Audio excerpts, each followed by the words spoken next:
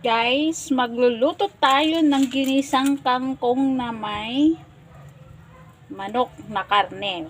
Kasi walang karneng baboy sa labas. Sarado yung tindahan. Ngayon, experiment tayo ng adobo, ginisang kangkong na may manok. Yan. Ilagay natin ng mantika. Painitin yan. Init-init muna. Init-init. So, ngayon guys, mainit na ang ating mantika. Ilagay ang bawang. Yan. At, hintayin na magkulay brown ang bawang guys. Yan guys.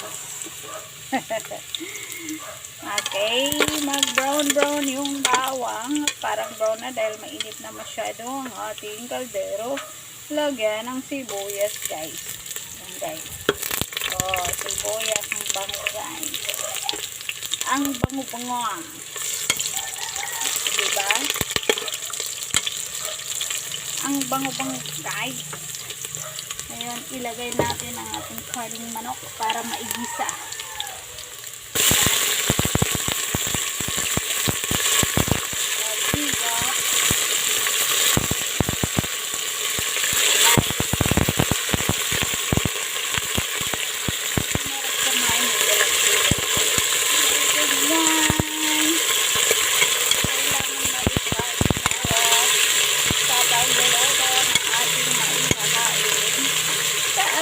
Family. Ayan, lalagyan ko ng kunting toyo. Toyo, konti lang. Ayoko ng maalat.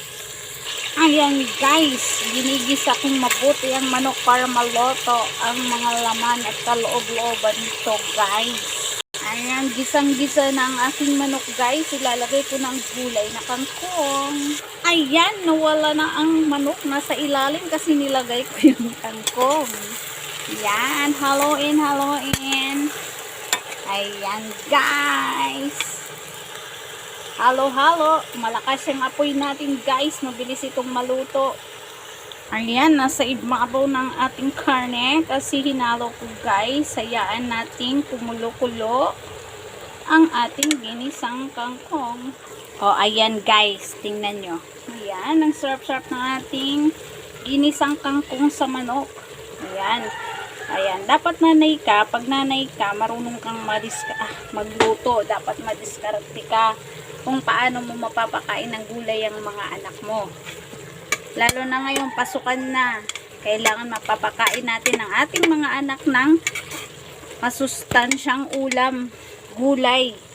Ayan, pero kung tamad ka, bibili ka na lang sa mga processed food. Hindi yan maganda. Mas maganda, ikaw mismo magluluto, sure ka pa kung malinis, at saka mapapakain mo ng masustansya ang anak mo, diba? So, ganyan tayo mga nanay, lalo na dito sa province. Ay, naku, madiskarte ka dapat. Huwag tatamad-tamad. Kung gusto mong makakakain ang anak mo ng masustansyang gulay at ulam, o diba? Oh, ayan. Nakaluto na ako, guys. Tingnan nyo ang aking finished product. Ready to serve sa mga anak. Happy lunchtime, everybody!